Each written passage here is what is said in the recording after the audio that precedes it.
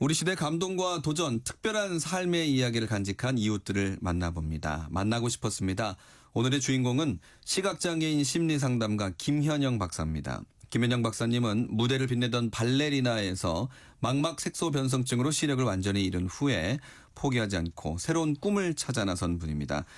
현재는 장애인 심리 지원과 자립을 돕고 있는데요. 김현영 심리상담연구소의 김현영 소장님을 스튜디오에 모셨습니다. 어서 오십시오. 안녕하세요. 반갑습니다. 네. 오시는 길이 좀 불편하시진 않았는지 걱정이 됩니다. 괜찮으셨나요? 네. 특별히 어려움은 없었고요. 예. 약간 주말 저녁이라 그런지 차들이 좀 밀리긴 했더라고요. 네. 네. 오늘 KBS 오시는 길은 누가 동행을 하셨나요? 아니요. 저 혼자 왔습니다. 예. 심리상담연구소 소장님이라고 제가 소개를 해드렸는데 네. 그 밖에도 하시는 일이 많습니다. 대전과학기술대 겸임교수, 한국장애인 상담협회장, 또 KBS 라디오의 코너 진행도 맡고 계세요. 좀 직접 네. 소개를 해 주시죠. 네, 맞습니다. KBS 제3라디오 심중구의 세상보기에서 네, 거기에서 시각장애인들을 대상으로 하는 심리상담 코너가 있습니다. 네. 응원하고 공감하고 이 프로그램 코너인데 예. 거기에서 지금 고정 패널로 지금 진행을 하고 있습니다. 네. 우리 KBS 3라디오를 들으면 이게 복지 전문 채널이잖아요. 네, 맞습니다. 그럼 언제 방송이 나가나요? 매주 토요일 오전 10시에 방송이 되고요. 예. 그다음에 6시, 11시에 또 재방이 됩니다. 감사합니다. 아마 이제 지금 목소리를 듣고 굉장히 익숙하신 분들도 많으시라고 생각을 하는데 저희가 이제 모시게 된 계기 중에 하나가 최근에 에세이 책을 내셨습니다. 제목이 나는 낮에도 깜깜한데? 라는 제목이에요. 뭔가 좀 유쾌하면서도 씩씩한 느낌이 듭니다. 그런가요? 네. 이 책은 어떻게 출판을 하게 되셨을까요? 아니, 주변에서 자꾸 저보고 네. 책을 내보라고 하는 그런 말씀들은 참 많이 들었는데 예. 제가 책을 낼 아직 주변머리도 안 되는 것 같고 네. 그리고 제 책을 누가 읽기나 하겠나 이런 생각이 들어가지고 엄두를 못 내고 있었거든요. 예. 그랬는데 지도 교수님께서도 그러시고 또 자꾸 이렇게 여기저기서 말씀들을 하시기에 그럼 내가 도대체가 무슨 글을 쓰면 좋겠냐 네. 오히려 물어봤습니다. 그랬더니 그냥 지금 네가 사는 그 이야기를 그대로 이렇게 쓰면 그 자체가 참 재미있을 것 같다. 네. 이렇게 말씀을 하시더라고요. 그래서 그걸 한번 쭉 한 2년 넘게 이렇게 적어왔던 것 같습니다. 네. 그래서 이번에 출간을 하게 됐습니다. 네, 올해 초에 이제 책이 초판이 나왔는데 벌써 2쇄까지 발행이 됐군요. 그런가요? 네. 아이고, 감사하네요. 이 네. 반응이 좀 좋다라는 이제 느낌이 좀 드는데, 나는 낮에도 깜깜한데 이 책 제목은 어떤 의미일까요? 저는 실제로 낮에도 깜깜합니다. 예. 그런데 이 제목을 짓게 된 게 제가 제목 때문에 사실 굉장히 고민을 많이 했었어요. 불필요 없는 여자다. 네, 나중에 웃으시는 분은 계실 것 같습니다. 네. 네, 그리고 그런데 제가 그 석사 과정 때 밤 늦게까지 이제 공부를 하고 학교에서 이제 지하철을 타려고 이렇게 내려오는데 저희 동료들이 335 막 짝지어 내려왔거든요. 예. 근데 그때가 학기말이라 굉장히 추웠습니다. 을씨년스럽고 금방 눈이라도 내릴 것 같고 이런 날씨였는데 네. 막 추우니까 다들 막 오들오들 하면서 그리고 이렇게 막 지하철역으로 가고 있는데 어떤 제 동료가 어머 언니 이렇게 깜깜한데 언제 대전까지 가세요? 이렇게 하는 거예요. 이제 해가 졌다는 표현이었군요. 네, 완전히 이제 그때 깜깜했으니까요. 예. 그래도 그 말에 저는 나는 낮에도 깜깜한데 제가 그냥 그렇게 얘기한 거예요. 예.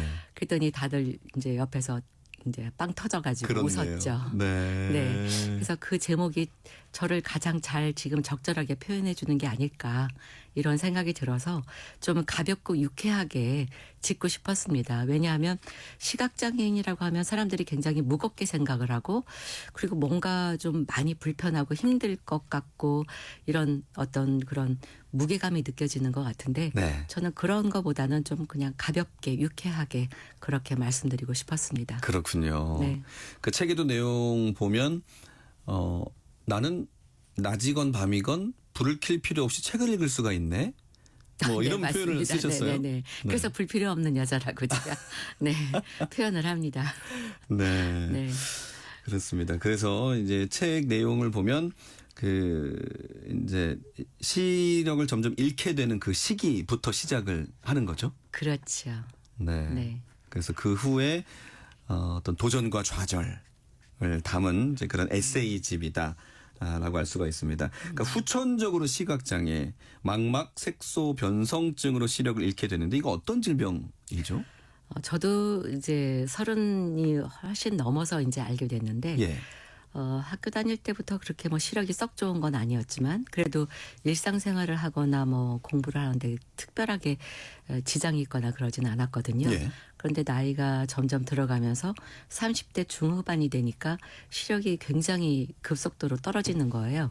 그래서 이제 병원을 가봤더니 병원에 그 의사 선생님께서 처음에는 잘 모르는 분들도 계셨고, 근데 이제 서울에 유명하다는 안과는 다 다녀본 것 같습니다. 예. 근데 그때 한 의사 선생님께서 망막색소 변성증이다. 그래서 그게 뭐냐 그랬더니 이 병은 원래 유전적인 질환이다. 예. 그래서 이렇게 유전적으로 이렇게 내재돼 있기 때문에 언젠가는 실명을 하는데 그 시기는 조금씩 다르긴 하지만 거의 40대 초반이나 중반이 되면 거의 대부분 실명을 한다. 이렇게 말씀을 하시더라고요. 네. 근데 실제로 그 의사 선생님 말씀대로 저는 40대 중반 이후에 이제 시력을 완전히 잃게 됐습니다.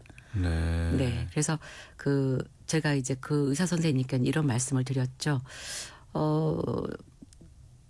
유전이라고 하면은 뭐 우리가 친가나 외가 5대에 걸쳐서 네네. 그래도 최소한 우리 가게에 이런 사람이 있어야 되는데 저는 아무도 그런 사람이 없습니다. 예. 그럼 이걸 유전이라고 할 수 있을까요? 그랬더니 의사 선생님께서 돌연변이죠. 그러더라고요. 유전적인 요인이긴 한데 저는 돌연변이 네. 그중에서. 네. 그 틴틴파이브 이동우 씨가 네, 맞습니다. 앓고 있었던 그 병인 거죠. 네네, 맞습니다. 네. 그러니까 이것도 많은 망막색소 변성증이라고 하더라도 케이스가 너무나 다르기 때문에 네. 잠재적으로 내재돼 있다고 하더라도 일찍이 발현이 되는 분들도 계시고 또 서서히 이렇게 발현이 되는 분들도 계시고 또 급속도로 저처럼 진행이 되는 경우도 있고 그렇습니다. 그러면 지금의 그 시력은 어떻게? 지금은 그냥 시력이라기보다는 아까 말씀드린 대로 좀 깜깜하지만 불빛이 있다 이런 정도. 네. 네, 그런 정도가 가능합니다. 네. 안타깝게도 잘생긴 진행자님의 얼굴을 제가 볼 수 없어서 그 부분이 안타깝습니다. 잘생겼다고 말씀해 주셔서 감사합니다. 네. 그 발레리나로 활동을 하셨던 걸로 알고 있어요. 언제까지 네. 그 활약을 하셨습니까? 제가 시각장애인이 되기 직전까지 활동을 했고요. 저는 대학에서 이제 학생들도 가르치고 또 이론도 이제 수업을 진행을 하고 이랬었기 때문에 네. 뭐 무대와는 뗄래야 뗄 수 없었고 그리고 무대에서 학생들도 지도도 하고 그렇게 했었죠. 네. 이제 몸으로 어떻게 보면 표현을 하는 네네. 이제 그런 그렇죠. 전공을 하시다가 시력을 점차 잃게 되면서 못하게 되시는 상황이 있었을 거 아니에요? 그렇죠. 받아들이기가 쉽지는 않으셨었다고요. 절대 받아들일 수가 없죠. 네. 네. 그렇게 쉽게 받아들일 수 없고 그리고 어떻게 보면 그때까지 제가 사는 동안에 했던 일이 그 일밖에는 없었기 때문에 네. 다른 것은 생각할 수가 없었습니다. 그런데 그것을 잃었다라고 생각이 들었을 때 받아들이기가 굉장히 어려웠고 제가 발레 하시는 분들 이렇게 보시면은 아시겠지만 이렇게 공중부양으로 이렇게 점프. 뛰어서 이렇게 네. 뛰어내리는 그런 거 있잖아요. 근데 그거를 전문 용어로 그랑제떼라고 합니다. 이렇게 한쪽에서 한쪽 멀리 네. 공중부양해서 뛰어가는 그런 정말 날아다니는 것 같이 네. 그렇게 하던 사람이 정말 문 밖에도 발걸음을 할 수 없다라는 그런 자기의 상황을 받아들일 수는 없죠. 네. 네. 그러면 언제 어떤 계기로 내가 시각 장애를 이제 얻고 살게 되겠구나라는 걸 좀 받아들이셨는지 궁금해요.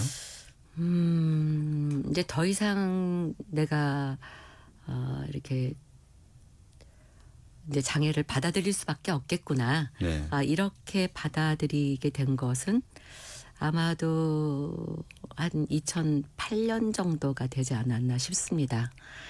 이제 아버지께서 돌아가시면서 사실은 그 전에 제가 이제 그 아버지께서 친정 아버지께서 돌아가시기 직전에 제가 이제 이렇게 사는 거는 아무런 의미가 없다. 그리고 나는 아무짝에 쓸모없는 인간이다.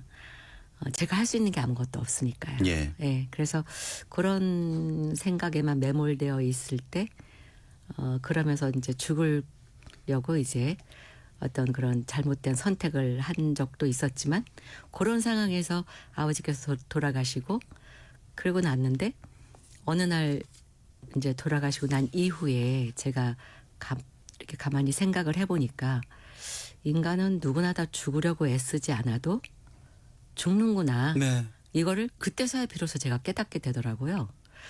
저는 사실 그때 또 한참 젊은 나이고 하니까 이렇게 오래 살 거라고 생각을 하죠. 네. 누구나 다 죽음과는 거리가 멀다고 생각을 하게 됩니다. 물론 저는 좀 일찍 죽을 거라고 생각을 했습니다. 네. 왜냐하면 미인 박명이라서요. 네. 그런데 그래도 어쨌든 죽음과는 좀 거리가 있다라고 생각을 했었지만 정말 갑작스럽게 아버지께서 돌아가시고 나니까 죽음이라고 하는 것이 결코 이렇게 멀리 있는 것이 아니구나. 예. 그러면 내가 살아야 되겠네. 그때 비로소 눈이 안 보이는데 그럼 내가 어떻게 살아가야 되지? 라는 그 물음을 저에게 하게 되더라고요.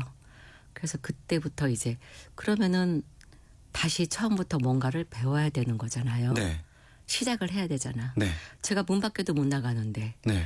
그럼 문 밖에 나가는 것부터 연습을 해야 되고 또 시각장애인은 점자 이런 것도 배워야 되잖아요. 네. 근데 저는 그때 점자도 읽을 수도 없고 컴퓨터도 할 수도 없고 또 여러분들이 보시는 그런 묵자 이런 거는 또 볼 수도 없고 이러니까 제가 아무리 뭐 대학에서 강의를 했던 사람이라고 하더라도 글을 모르는데 무엇을 할 수 있겠어요. 네. 네, 그래서 그 점자를 읽는 것부터 배우기 시작을 했습니다. 이제 그 시각장애인들이 재활교육이라고 말을 하거든요. 그래서 그 재활교육에 점자, 컴퓨터, 보행이 있는데 이 세 가지를 배우기 시작을 한 거죠. 그때 나이가 몇 세 정도 되셨을까요? 그때가 48 후반 정도 된 것 같습니다. 네. 40대 후반. 뭐라고 표현을 해놓으셨냐면 어떤 장애도 글을 다시 배울 필요는 없다. 네, 맞습니다. 시각장애를 빼곤. 음흠. 네. 그 말씀하셨던 대로 시각장애를 얻게 되면서 컴맹, 문맹, 전맹이 되었다라고 말씀하셨는데 그러면서 이제 다시 시작을 하시는 거죠. 그렇죠. 48, 9의 나이에. 네. 네. 그렇게 해서 다양한 도전이 시작이 되는데 공무원 시험에 도전을 하시고 2년 동안 또 공무원 시험 후에는 시각장애인 볼링 선수로 활동을 하셨고요. 네, 맞습니다. 그리고 지금 이제 심리 상담에 관심을 갖고 학사, 석사, 박사까지 이렇게 오셨습니다. 뭐 이 이야기를 다 우리가 들을 수는 없습니다만 시간 관계상 책에 있으니까 이 심리 상담까지 오게 된 그 계기를 좀 간략하게 말씀해 주실까요? 제가 사실 점자를 배우면서 제 인생을 굉장히 전과 이제 앞으로 전개될 저의 인생에 대해서 많이 고민을 했던 것 같습니다. 정말 처절하게 저에 대해서 고민을 하는 시간이었는데 그때 그럼 앞으로 내가 어떻게 살아가야 될 것인가 시각장애인으로. 근데 정말 아무것도 할 수 있는 게 없더라고요. 네. 그런데 일단 글을 배우고 컴퓨터를 배우다 보니까 그때 바로 제가 어떻게 우연히 그 뉴스를 보게 됐는데 네. 시각장애인이 고시에 패스했다라는 그런 뉴스를 접하게 됩니다. 예. 정말 놀랍더라고요. 네. 완전 저 사람 어떻게 한 거지? 그래서 이렇게 제가 막 뒤져보니까 시각장애인 그분은 그때 당시에 5급이었고 고시에 패스를 해서 지금은 제가 그분이 광주직업에 계시는 걸로 알고 있는데 예. 저는 그거를 한번 해보고 싶다라는 생각이 들었습니다. 도전을 해보고 싶다. 그런데 사실 고시는 죄송합니다. 고시는 사실 제가 좀 어려울 것 같고 공무원 정도면은 제가 한번 도전을 해보겠다. 네. 이런 생각을 가지고 그거를 이제 이렇게 시험 공부를 하게 됐는데 네. 정말 다행스럽게도 시각장애인 단체에서 그런 걸 다 지원을 해주는 거예요. 네. 물론 그 과정은 우리 책에서 조금 더 네네네네. 자세히 보시는 게 나을 것 네. 같아서 네. 제가 그 다음 질문으로 좀 넘어가 보도록 하겠습니다. 그래서 네. 그러다가 제가 이제 우연히 동료 상담이라는 걸 접하게 되면서 이 마음 공부라는 걸 정말 해보고 싶었습니다. 왜냐하면 내 마음이 이렇게 힘든 것이 과연 나의 장애로 인해서 그러는 건지 아니면은 저에 대해서도 좀 알고 싶은 거예요. 예. 나라는 사람이 도대체 뭘까? 누구인가? 그런 걸 알려면 무엇을 공부해야 될까? 그래서 심리학을 공부하기로 했습니다. 네. 네. 그러니까 앞서 공무원 시험을 준비하면서 그 점자로 책을 읽고 뭐 자료를 찾아보고 했던 어떤 그런 경험이 이 대학에서 심리학 석박사 과정으로 넘어가는데 많이 도움이 됐다고도 하셨거든요. 엄청나게 도움이 됐죠. 네. 그런 과정이 없었으면 앞에 과정이 없었으면 이 뒤에 과정도 따라오기 어려웠을 것이다. 네, 맞습니다. 네, 하셨는데 공부를 하면서 이게 지금이야 이렇게 편하게 말씀하시지만 정말 쉽지 않았을 것 같거든요. 그렇죠. 네. 네, 맞습니다. 어떻게 석박사 과정을 마치셨습니까? 지금 생각해보니까 정말 제가 미치지 않는다면 그렇게 할 수가 없을 것 같은데요. 예. 저는 정말 공부에 미쳤던 것 같습니다. 그러니까 뭔가 어떻게 보면은 미치고 싶었던 것 같습니다. 그러지 않으면 제가 안 될 것 같고 그래서 뭔가 매달리고 싶고 그 매달릴 수 있는 것이 뭘까. 그런데 그런 공부를 하고 책을 읽고 이러는 것이 저에게는 굉장히 또 다른 인생을 살아가는데 저에게 엄청나게 도움이 많이 된 것 같고 네.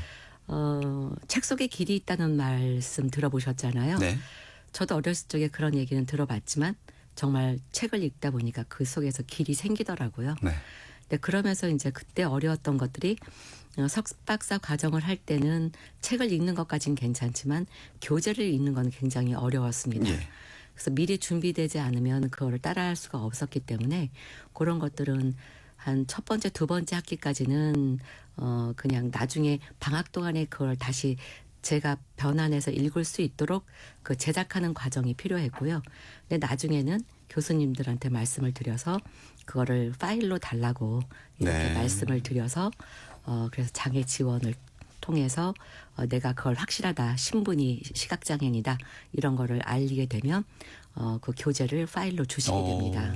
그러면 그것을 제가 파일로 받아서 이제 컴퓨터라든가 책 읽어주는 기계에 집어넣어서 읽게 되는 거죠. 네. 그렇게 공부했습니다. 그래서 이제 심리학 박사가 되시고 지금 이제 장애인의 심리 지원과 자립을 돕고 계시는데 그 이야기로 좀 넘어가 보려고 합니다. 네. 무엇보다 그 장애인에 대한 인식을 좀 제대로 갖는 게 우선이다라고 말씀하세요? 네, 맞습니다. 예. 우리 사회는 어떤 인식을 갖고 있고 어떻게 변해야 되나요? 장애인에 대한 인식이라고 하면은 뭐 2000년 초반 뭐 지금도 역시 뭐 크게 변하지는 않았다고 생각하지만 저는 그래도 과거에 비해서는 굉장히 많이 변화가 있었는데 장애인을 생각하면은 제일 첫 번째 생각하는 것이 불쌍하다. 무섭다. 그리고 나와는 상관없는 일이다. 그리고 어떤 분들은 아주 친절을 가장하지만 사실은 그 친절함 속에 나는 너 같은 사람이 아니어서 정말 다행이야 라는 교만함이 있습니다. 예. 저도 그랬던 것 같습니다. 그런데 이제 지금도 우리 사회에서는 그 장애인은 아직도 불쌍하고 어렵고 힘들고 이런 사람으로 비춰지는 것 같고요. 그런 인식에서 좀 많이 변화돼서 이제는 장애인도 뭔가 이렇게 자기 역할을 할 수 있는 그런 사람이라는 것을 이렇게 좀 인식해 주셨으면 하는 그런 바람이 있고 그리고 실제로 이제 장애인이 비장애인에 대한 인식 개선도 필요하지만 장애인이 장애인을 인식 개선하는 그러한 것도 저는 교육이 필요하다고 봅니다. 스스로에 대한 인식을 말씀하시는 그렇죠. 거군요. 네, 맞습니다. 네, 그런 의미에서 책에서 마음의 방향이라는 이 구절이 있습니다. 마음의 방향. 직접 설명을 좀 해주실까요? 그 마음의 방향이라고 하는 저는 이제 우리가 사실 요즘에 너무나 급변하는 시대에 살고 있기 때문에 뭐 정말 매 순간순간 어떤 일들이 일어날지 알 수 없죠. 그리고 또 너무나 많은 큰 충격적인 일들도 많이 벌어지고 이러니까. 네. 그런데 그런 거에서 보면은 우리 장애인들은 그런 위험에 굉장히 많이 노출이 되어 있다라고 봅니다. 사실 저는 문턱을 넘어가서 밖으로 나가는 그 자체가 저에게는 엄청난 도전이거든요. 네. 매일매일의 도전이죠. 그런데 그런 것을 이렇게 극복하고 용기를 낸다라고 하는 것, 그것이 저에게 이제 이제 순간순간 일어나는 일인데, 우리는 누구나 다 죽음으로 가는 그 길로 가는 거죠. 그런데 죽음으로 언제 갈지 모르지만 그 언젠가 그 부를 때까지 그냥 막연하게 나는 장애인이니까 아무것도 할 수 없어가 아니라 나는 그럼에도 불구하고 무언가를 내가 해볼 테야 라고 하는 그런 마음으로 저는 가고 있습니다. 네. 그 상담하는 과정도 좀 궁금합니다. 보통 일반적으로 어떤 눈짓이나 제스처 이런 비언어적인 요소도 많이 활용이 되는 걸로 알고 있는데 상담가로서 나만의 장점, 강점이라면 어떤 걸 꼽으실까요? 장점, 강점은 앞에 전혀 얼굴을 볼 수 없기 때문에 네. 굉장히 그 사람을 객관화시켜서 볼 수 있죠. 아, 편견이 없다. 네, 편견이 없습니다. 그리고 그래서 이제 그것이 엄청난 강점인데요. 예. 대부분의 많은 분들이 처음에 딱 얼굴을 봤었을 때 이렇게 선입견이 딱 들어올 수밖에 없잖아요. 네. 첫인상에서. 근데 저는 그런 부분이 없기 때문에 그 사람을 정말로 객관화시켜서 제가 냉정하게 볼 수 있을 것 같습니다. 그 부분이 강점인 것 같고요. 그래서 그 사람이 어떠한 이야기를 해도 자기의 삶을 이야기를 해도 충분히 그럴 수 있지. 네가 그럴 수밖에 없었겠구나. 그럴 수 있는 이유가 충분해. 이렇게 이해해 줄 수 있을 것 같습니다. 네. 상담 과정이 좀 기억에 남는 에피소드가 있다면요? 대부분의 많은 분들이 지금 진행자님처럼 안 보이는데 어떻게 상담을 하세요? 이런 질문을 하시는 경우가 굉장히 많습니다. 예. 그런데 저하고 이렇게 조금 이야기를 나누다 보면 제가 시각장애인이라는 걸 전혀 느끼지 못하고 오히려 정말 전혀 불편함이 없다. 그리고 자기의 눈을 제가 이렇게 바라보고 있는 것 같아서 오히려 그 마음을 꿰뚫어 보고 있는 것 같아서 거짓말을 할 수가 없다고 하시더라고요. 솔직해지는군요. 네네. 진솔해지는 거죠. 네. 그래서 저는 그냥 그저 제가 목소리 나는 곳을 제가 이렇게 지그시 바라보고 있을 뿐인데 예. 그분은 제가 마치 자기의 마음을 꿰뚫어 보고 있는 것 같다라는 그런 말씀들을 정말 많이 해주세요. 네. 네. 그래서 그것도 저의 하여튼 강점이 아닌가 싶습니다. 네. 네. 장애인 자립생활대학의 초대 학장을 지내셨다 이렇게 알고 있는데요. 네. 이 장애인 자립생활대학이라는 건 어떤 곳인가요? 지금 우리나라의 장애 인구를 진행자님은 몇 퍼센트 정도라고 보실까요? 장애 전체 우리나라 그 인구 대비? 죄송합니다. 제가 그에 대한 배경 지식이 전혀 없었네요. 네. 네. 실은 그 어느 나라든지 전 세계 어느 나라든지 그 나라의 총 인구 대비 5%를 상회하는 정도가 다 장애인입니다. 예. 신체적인 장애인, 정신적인 장애인 다 포함을 하는데 우리나라도 한 5.2% 정도가 장애인인데 예. 이 사람들이 거의 대부분이 후천 장애인들이 90% 가까이가 됩니다. 아. 그러니까 저처럼 후천적 장애인들이 거의 대부분이신 거죠. 그러다 보니까 이분들이 어느 날 갑자기 장애를 갖게 되고 나서 다시 사회로 환원하기까지 이렇게 되기까지는 상당히 오랜 시간이 걸립니다. 예. 필요로 하고요.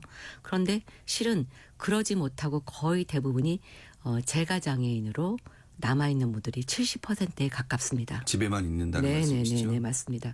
그러다 보니까 거의 30% 가까이가 겨우 사회생활을 하거나 그중에 경제활동을 할 수 있는 장애 인구는 또 굉장히 드물죠. 예.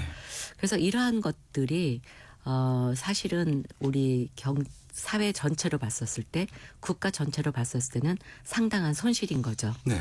그렇게 본다라고 한다면 장애인이 스스로 자립을 해서 자기가 경제적으로 자립하고 사회적으로 자립되고 그리고 이런 그 정보를 통해서 이 사회와 서로 이렇게 상호 작용하면서 살아갈 수 있다라는 것, 이것만으로도 엄청난 그 어떤 힘이 네. 되는 거거든요. 이러한 것들을 돕기 위해서 장애인 자립생활대학이 만들어진 거죠. 네. 네. 그러면 이 장애인의 자립을 방해하는 요소들이 있다면 어떤 걸 꼽으시겠습니까? 정말 단적으로 표현을 하자면 장애인은 아무것도 할 수 없을 거야. 그리고 장애인은 제가 제일 싫어하는 말이 한 가지가 있거든요. 예. 너 가만히 있어. 어. 내가 다 해줄게. 아, 그러면 저는 아무것도 할 수 없습니다. 네. 하지만 제가 그 가만히 있어라는 말을 듣고 가만히 있었더라면 제가 여기 이렇게 나올 수 없었겠죠. 그렇죠. 네. 그래서 장애인에게는 할 수 있겠어? 너가 무엇이 하고 싶은지 내가 도와줄게. 이런 말이 정말 좋습니다. 그렇군요. 네. 어떤 인식에 대한 말씀이신 것 같아요. 네, 그래서 맞습니다. 뭐가 필요하니 필요한 것이 있으면 내가 뭐 도와줄게. 오히려 그 말이 더 네. 낫다는 말씀이시군요. 네네네. 실제로 현장에서 느끼는 이 장애인 자립을 위한 어떤 국가적인 지원이랄까요? 어떻습니까? 저는 사실 요즘에는 뭐 그 장애인에 대한 어떤 자립 지원이 그 활동적인 어떤 자립 이런 것들을 돕는 것은 활동 지원사가 있습니다. 예. 그리고 경제적으로 자립을 돕는 것은 그 이분들이 이제 그 어떤 경제 활동을 하는 장애인들의 경우에는 근로지원인이 있습니다. 네. 그런데 저는 가장 중요한 것이 뭐냐면은 심리적 지원이라고 저는 보거든요. 예. 그래서 이런 심리적인 지원이 되어야지만이 이분들이 자신의 어떤 의지로 밖으로 나올 수 있는 것이지 실제로 이분들이 아까 제가 장애인이 70%에 가까운 분들이라고 말씀을 드렸잖아요. 네. 이분들이 다시 밖으로 나오게 할 수 있는 방법은 외부 환경을 만들어주는 것도 중요하지만 자기 스스로 그 동기부여가 될 수 있도록 만들어주는 것 굉장히 중요합니다. 네. 그런 심리적 자립을 할 수 있도록 도와주는 것 바로 어느 날 갑자기 장애를 갖게 되었을 때 그 사람이 심리적으로 안정이 되고 자신의 진로를 스스로 찾아갈 수 있게 만들어주는 것 이런 심리적 지원이야말로 이제 정말 우리나라에서 이러한 것들을 좀 해줘야 될 때가 되지 않았나 이런 생각을 해봅니다. 지금 말씀 들어보니까 그러니까 김현영 박사님이 처음에 내가 시력을 점차 잃게 되어 간다는 것을 알았을 때 그리고 실제로 그렇게 시력이 없어졌을 때 이런 심리 상담이나 지원이 있었다면 어땠을까라는 생각이 드네요. 네, 맞습니다. 그때 제가 이런 심리적인 지원을 좀 받고 단계별로 예. 이런 어떤 전문적인 심리 상담을 받았다라고 한다면 제가 훨씬 더 빨리 자립을 할 수 있었겠죠. 네. 그러면 바꿔 말하면 지금이라도 그럼요. 어떤 후천적으로 장애를 얻게 되는 분들에게 좀 의무적으로 이런 심리 상담을 받게 해야 되는 그런 과정이 필요하지 않을까요? 네, 맞습니다. 정말 우리는 이제 앞으로 너무 오래 살고 초고령화로 가고 있기 때문에 그리고 저출산 국가이지 않습니까? 예. 그러다 보면 자연스럽게 고령화가 된다라고 하는 것은 그만큼 장애 인구가 많아진다라고 할 수 있거든요. 예. 그러다 보니까 그런 분들을 아직은 장애인은 아니지만 앞으로 장애인으로 살아갈 수 있는 이런 사람들을 잠재적 장애인이라고 하는데 네. 이런 장애인들이 점점 많아지고 장애를 가짐으로 해서 상실감이라든가 그리고 사회에서 어떤 위축이 되고 자괴감이 들고 어떤 그런 우울증에 빠지고 이러한 어떤 부정적인 것들로 이렇게 가는 과정을 겪기보다는 예. 그럼에도 불구하고 내가 앞으로 이제 내가 내 삶을 다시 긍정적으로 재환원해서 살아갈 수 있도록 하는 심리적 지원이 진짜 필요하다고 저는 생각합니다. 우리가 이제 출산한 가구를 대상으로 뭐 출산 뭐 산후도우미라든지 이런 지원을 해주는 정책처럼 네네네 그렇죠. 후천적인 장애를 갖게 되시는 분들에게는 심리 상담사를 지원해 준다든지 그러니까 이런 과정이 좀 필요하겠군요. 네네 맞습니다. 네. 우리 KBS 라디오 코너 맡고 계시다고 말씀 들었는데요. 청취자 여러분들의 반응이 어떻습니까? 지금 우리 어플리케이션 콩을 통해서 해주시는 말씀이 시력은 잃었으나 말투가 차분하시는 걸 보니 마음이 평화로우신 듯합니다. 이렇게 반응이 있거든요. 아, 그런가요? 네. 예, 실제로 어떤 네. 반응을 얻고 계세요? 저는 이제 많은 분들이 제가 사실은 목소리가 좋은 줄은 정말 몰랐습니다. 좋으세요. 목소리 더 좋은 거예요. 네, 좋으세요. 죄송합니다. 네. 그런데 많은 분들이 제 목소리가 차분하고 예. 또 편안하다 이렇게 말씀들을 해주셔서 상담에 최적화된 목소리다 이렇게 말씀들을 해주십니다. 아. 참 감사하다고 생각합니다. 네. 네. 우리 삼라디오를 통해서는 어떤 내용을 전하시나요? 이제 시각장애인들이 시각장애를 가지고 난 이후에 또 그리고 선천장애인들도 덜어 있습니다만 그런 분들이 사연을 보내주세요. 그러면은 그런 사연을 통해서 제가 그 상담을 진행하는 그런 프로그램이라고 보시면 될 것 같습니다. 네. 좀 뭐 가슴 아픈 사연도 있을 것 같고. 네, 그렇죠. 네. 네. 아마 그 사연을 통해서 듣게 되시면은 시각장애인에 대해서 굉장히 많은 이해를 하실 수 있지 않을까 싶습니다. 네. 네. 그동안 이제 앞서 말씀드렸지만 공무원 시험도 2년간 도전을 하시고 이후에는 볼링 선수로서 또 활약도 하셨고 보면 그 시각장애 이후에도 끊임없는 도전 또 좌절과 성취를 이어오고 계시는데 앞으로는 또 어떤 도전과 성취를 갖게 되실지도 궁금하고 기대가 되거든요. 어떤 목표가 있으십니까? 저는 지금 앞서서 이제 진행자님께서 말씀해 주신 것처럼 이런 심리적 지원을 하는 그 장애를 가지신 분들한테 심리적 지원을 해주는 센터를 제가 만들고 싶은 게 제 이제 마지막 어떻게 보면 목표이자 소원이기도 합니다. 이미 심리상담소를 하고 계시지 않나요? 심리상담소를 운영을 하고 있지만 그건 제가 개인적으로 운영을 하고 있고 예. 또 그리고 한국장애인 상담협회를 통해서 이렇게 프로그램도 다양하게 만들고 하고는 있습니다만 예. 이렇게 많은 지원을 전폭적으로 받고 있지는 못합니다. 그런데 이것이 제가 어떤 하기에는 한계가 있는 것 같아서 정말 국가적으로 이런 것들을 지원을 받거나 아니면은 정말 좀 그 돈이 많은 이런 부자들께서 네. 저에게 돈을 주신다면 이런 일들을 이렇게 올곧게 센터를 만들고 운영하고 그리고 장애인들에 대해서 좀 더 폭넓은 심리적 지원을 하고 다양한 프로그램들을 만들어서 이분들이 행복하게 살아갈 수 있도록 만들고 싶은 게 제 소원입니다. 네, 알겠습니다. 자, 오늘 저희 KBS 라디오 스튜디오까지 나와주셔서 진심으로 감사드리고요. 건강하게 또 말씀하신 내용들을 좀 다 하나씩 이루어 가시는 모습들을 계속 전해 주시길 바라겠습니다. 감사합니다. 네, 만나고 싶었습니다. 오늘은 시각장애인 심리상담가인 김현영 박사와 함께했습니다. 미처 못 나눈 이야기는 나는 낮에도 깜깜한데 이 책에서 확인을 해주시면 좋겠습니다.